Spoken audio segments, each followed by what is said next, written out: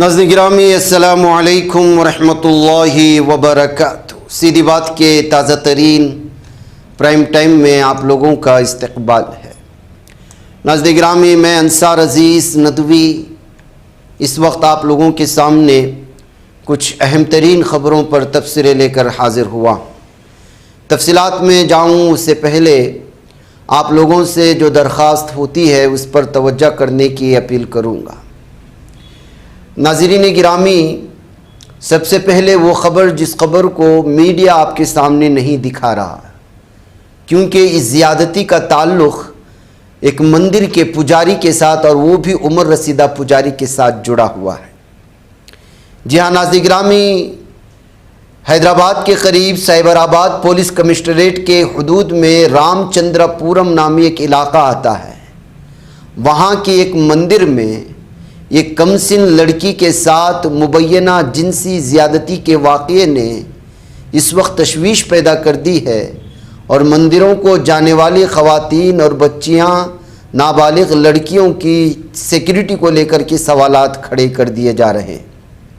Police ने फ़िलहाल मुकदमा दर्ज करके तहक़ीक़ात शुरू कर दी है। ताहम इस वाक़े के बाद सियासी हलक़ों में भी एक सवाल उठाया जा रहा है कि इस मामले पर बीजेपी के वो कायदीन खामोश क्यों हैं जो अक्सर ऐसे वाक़यात पर फौरी तौर पर मौके पर पहुंचकर एहतिजाज करते हैं।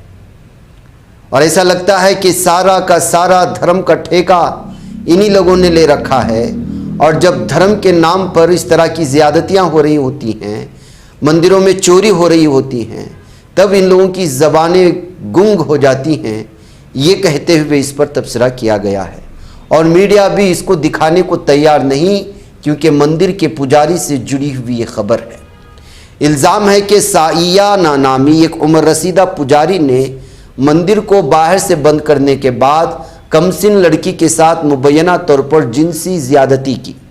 मकामी अफराद ने पुजारी को लड़की के साथ मुबैना नाजेबा हालत में देखा और पुलिस को इत्तला कर दी, जिसके बाद पुलिस ने कार्रवाई शुरू की।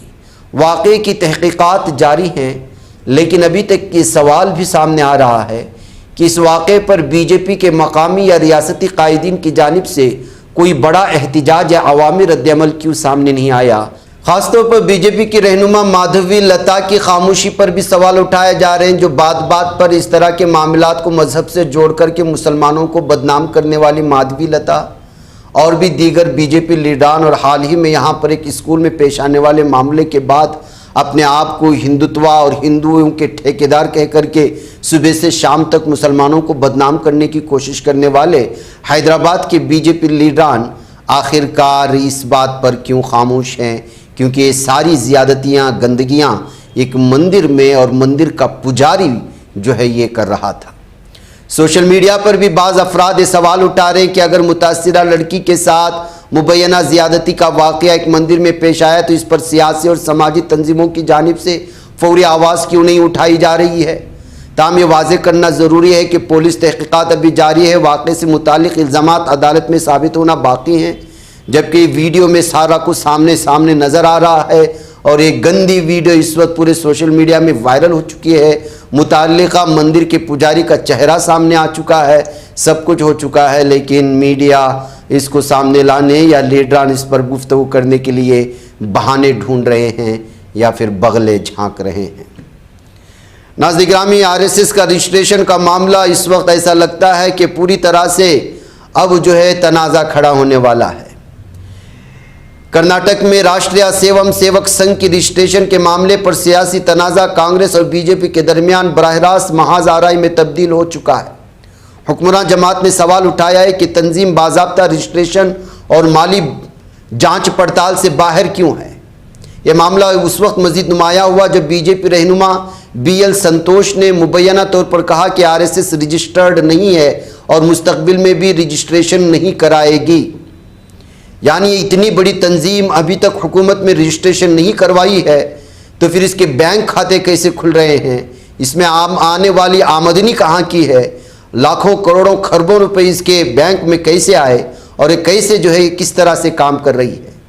एक आम से फाउंडेशन, एक आम से फलाही इदारों के लिए किस कदर कवानीन भारत में हैं, ये बेहतर अंदाज में आप लोग जानते हैं। ऐसी सूरत हाल में कई सालों से ये तंजीम बगैर रजिस्टर के चल रही है और इस पर किसी भी तरह की कदगन नहीं, ये सवालात उठाए जा रहे हैं अपोजिशन की जानिब से। कर्नाटक के वजीर विजय आनंद काशनप्पनवर ने इस बयान को बुनियाद बनाकर तंजीम की माली शफाफियत पर सवाल उठाया। उन्होंने कहा कि सरकारी तौर पर कानूनी हैसियत और जवाबदेही चाहने वाली किसी भी तंजीम के लिए रजिस्ट्रेशन ज़रूरी है। उन्होंने सवाल किया कि अगर रजिस्ट्रेशन हो जाए तो अकाउंट्स और फंड्स के ज़राए की जांच की जा सकती है, कोई भी तंजीम ऐसी जांच पड़ताल से बाहर क्यों रहे। उन्होंने आरएसएस और बीजेपी के माली मामलात की भी तहकीकात का मुतालबा किया। काशप्पनवर ने बीजेपी के माली वसाइल के ज़राए की जांच का भी मुतालबा किया और कहा कि सियासी तंजीमों को जवाबदेही से मुस्तस्ना नहीं होना चाहिए। कांग्रेस ने इस हमले को मजीद तेज़ करते हुए वज़ीर प्रियंका खरगे ने सरकारी इमारतों और अवामी अमलाक के निजी तंजीमों के इस्तेमाल को मुनज़्ज़म करने से मुताल्लिक़ मुजव्वज़ा कानून की बीजेपी की मुखालिफत पर सवाल उठाया। खरगे ने पूछा कि ज़्यादा शफाफियत और जवाबदेही यकीनी बनाने के लिए या बनाने के मकसद से बनाए जाने वाले कानून पर बीजेपी को तशवीश क्यों है। उन्होंने कहा कि यकसा कानूनी मेयार हर तंजीम पर लागू होना चाहिए। दूसरी जानिब बीजेपी ने कांग्रेस हुकूमत पर इल्ज़ाम आयद किया है कि वो मुजव्वज़ा अवामी अमलाक से मुताल्लिक़ कानून के ज़रिए आरएसएस को निशाना बनाकर उसकी सरगर्मियों को महदूद करना चाहती है, जिसकी सियासी विंग बीजेपी पार्टी इस वक्त पूरे भारत में हुकूमत कर रही है, लेकिन उस तंजीम की रजिस्ट्रेशन ही नहीं है। नाज़रीन गिरामी, बाज़ दफ़ा बाज़ ख़बरें इस कदर आ जाती हैं कि उस पर किस तरह का तबसरा किया जाए कुछ समझ में नहीं आता। एक फ़ोटो है जिसमें एक बेटा अपनी माँ को, अपनी उम्र रसीदा माँ को बुरी तरह से मार रहा है। सीसीटीवी कैमरे में कई वो फुटेज वायरल हो जाते हैं और फिर अचानक इस जुल्म सितम को देखने वाले पुलिस को फ़ोन करके बुलवा लेते हैं। पुलिस वहाँ आती है, उस बेटे को गिरफ्तार करके ले जाना चाहती है और असल ट्विस्ट यहाँ शुरू हो जाता है। जिस माँ पर जो बेटा बेरहमी से मार रहा था बीच सड़क पर, जिसका नाम राजू बताया गया है, सुमित्रा उसकी माँ का नाम है, जबलपुर से आने वाली ये वीडियो है।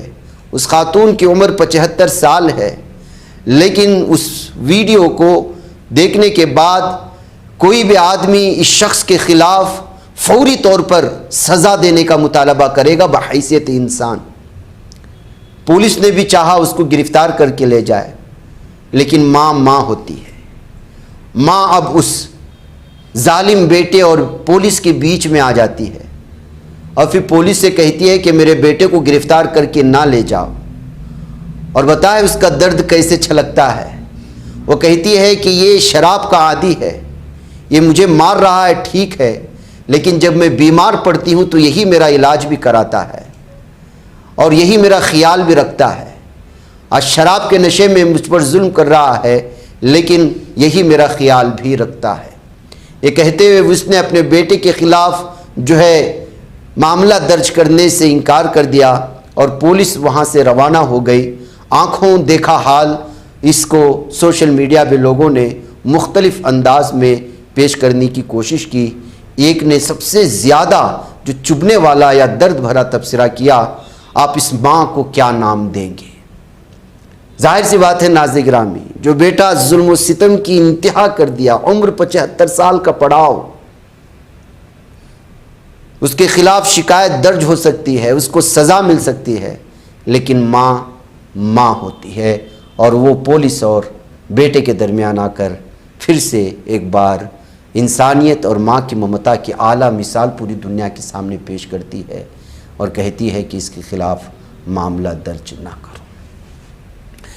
नाज़रीन गिरामी, आने वाली जेन अल्फ़ा या जो इस वक्त जेन अल्फ़ा है, इन फ्यूचर जेन अल्फ़ा, वो बहुत ख़तरनाक साबित हो सकती है। अब आप छोटे बच्चों को भी मामूली ना समझे। एक वीडियो आई है, इस वीडियो के बारे में बताया जा रहा है कि मध्य प्रदेश के बुरहानपुर की है। ये 3 साला बच्चा अपने बाप को लेकर पुलिस थाने पहुंचा। वजह उसकी ये है कि उसकी बाप की गैर मौजूदगी में उसके माँ ने उसे चॉकलेट खाने नहीं दिया, और जो चॉकलेट खाने की कोशिश कर रहा था, चॉकलेट खाने क्यों नहीं दिया माँ। और इस वीडियो को इस वक्त अलग अलग तबसरों के साथ शेयर किया जा रहा है। एक वीडियो वो है जो इससे पहले मैंने दिखाई। नाज़िर-ए-गिरामी, पहले सिनेमा घरों में आने वाली फ़िल्मों के बारे में ये बताया जाता था, भारत के बारे में कि कितनी आमदनी हुई और किस कदर जो है कौन सी फ़िल्मों ने हंगामा मचाया वग़ैरह वग़ैरह। ज़ाहिर सी बात है, हमारे भारत के अखबारात और बिलखुसूस संडे के दिन तो फ्रंट और बैक क्या ख़बरें तो इसी में फैली होती हैं। अलग अलग अखबारात इसके लिए अलग अलग अय्याम मुख्तस करते हैं। और आप मेन स्ट्रीम मीडिया देखेंगे तो इसमें तो सबसे ज़्यादा जो है, जाहिर सी बात है, ये बहुत बड़ी रंगीन दुनिया है, लोग इसको बड़े शौक़ से देखते हैं, टीआरपी बढ़ती है तो हर चैनल वाला इसको दिखाने की कोशिश करता है। इसीलिए फ़िल्मी दुनिया से ताल्लुक़ रखने वाले एक छोटे से छोटे शख्स की भी न्यूज़ दिखाई जाती है, क्योंकि उनके साथ बराह रास्त लोगों की एक बहुत बड़ी तादाद, या यूँ कहें कि मद्दाहों की बड़ी तादाद जुड़ी होती। अब यही सिलसिला सऊदी अरब से सुनने को मिलता है। अब सऊदी अरब के अखबारात भी वहाँ आने वाले फ़िल्मों की और नुमाइश की और उससे होने वाले आमदनी की सारी तफसीलात फराहम कर रहे हैं, और वो भी बड़े ज़ोरों शोरों के साथ। सऊदी अरब के सिनेमा घरों में अगस्त के पहले हफ्ते के दौरान बॉक्स ऑफिस पर तकरीबन 44 मिलियन रियाल की आमदनी रिकॉर्ड की गई है। सऊदी फिल्म कमीशन के मुताबिक सऊदी सिनेमा घरों में 40 फिल्मों की नुमाइश की गई, जबकि 8,93,300 टिकट फरोख्त हुए। सऊदी बॉक्स ऑफिस पर सबसे ज़्यादा आमदनी वाली फिल्मों में स्पाइडरमैन, ब्रांड न्यू डे सरे फहरिस्त है। दूसरे हफ्ते में 28.8 मिलियन रियाल का बिजनेस किया, जबकि टिकटों के फ़रोख्त 4,13,700 रिकॉर्ड की गई है।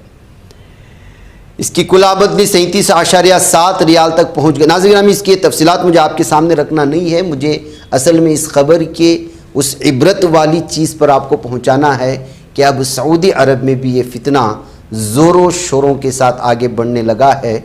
आगे ये सऊदी अरब को और वहाँ के नौजवान नस्ल को किस कदर और कैसी लपेट में लेगा, ये कहा नहीं जा सकता। नाज़िर-ए-गिरामी, ज़ालिम सहनी दरिंदे अपनी दरिंदगी से बाज नहीं आ रहे हैं।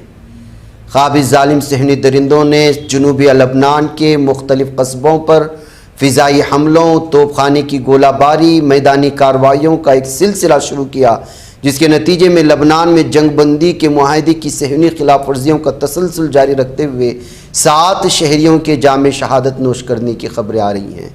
इसके अलावा कुछ और भी वीडियोस आ रही हैं जहां ज़ालिम सहनी दरिंदों ने मुख्तलिफ़ इलाक़ों में इस वक्त हमले किए हैं। फ़िलिस्तीन के अलग अलग इलाक़ों में और जनूबी लबनान के मुख्तलिफ़ इलाक़ों में ज़ालिम सहनी दरिंदे आम शहरियों की जानें लेना शुरू कर दिया है। जनूबी लबनान में सिविल दिफा के इदारे ने इस बात की तस्दीक की है कि कस्बा अंसार में क़ाबिज़ तैयारों की तरफ से घर पर की जाने वाली बमबारी के नतीजे में 7 शहरी शहीद हुए। यह हमला उसी वक्त किया गया जब जनूब के कई दीगर इलाक़ों को फ़िज़ाई और तोपखाने के हमलों का निशाना बनाया जा रहा था। इसराइली जंगी तैयारों ने कस्बे अन-नबता अल-फ़ौक़ा पर एक शदीद फ़िज़ाई हमला किया, जबकि क़ाबिज़ फ़ौज ने कस्बे दहर सरारान के अंदर खुदकार हथियारों के साथ वसी पैमाने पर सर्च ऑपरेशंस और फायरिंग की कार्रवाइयाँ अंजाम दी है। तो नाज़िर-ए-गिरामी, ये सहनी दरिंदे, खून चूसने वाले दरिंदे इस वक्त जो है अपने दरिंदगी से, दहशतगर्दी से बाज नहीं आ रहे हैं, और फ़िलिस्तीन, गाज़ा पट्टी और फिर जनूबी लबनान के इलाक़ों में लगातार अपनी दरिंदगी की हदें पार करते हुए नज़र आ रहे हैं। उधर अमरीकी सदर डोनाल्ड ट्रंप के आबनाए हुर्मुज़ को मुकम्मल तौर पर खोलने के मुतालबे के जवाब में ईरान ने एक बार फिर इस अहम आबी गुज़रगाह को खोलने के लिए अपनी साबिक़ा शराइत पर कायम रहने का ऐलान किया है। ईरानी वज़ीर ख़ारिजा अब्बास इराक़ची ने हफ्ते के रोज़ शाये होने वाले एक इंटरव्यू में कहा कि आबनाए हुर्मुज़ के ज़रिए बहरी आमद-ओ-रफ़्त बहाल करने के लिए अमरीका को ज़रूरी शराइत पूरी करनी होंगी। इराक़ची ने ईरानी अखबार शहर आरा को बताया कि ओमान के साथ होने वाली अलग अलग बातचीत में आबनाए हुर्मुज़ के ज़रिए बहरी रास्ते के तयन पर तवज्जो मरकूज़ की गई है। नाज़रीन, मुझे इजाज़त दें। अस्सलामु अलैकुम व रहमतुल्लाहि व बरकातहू।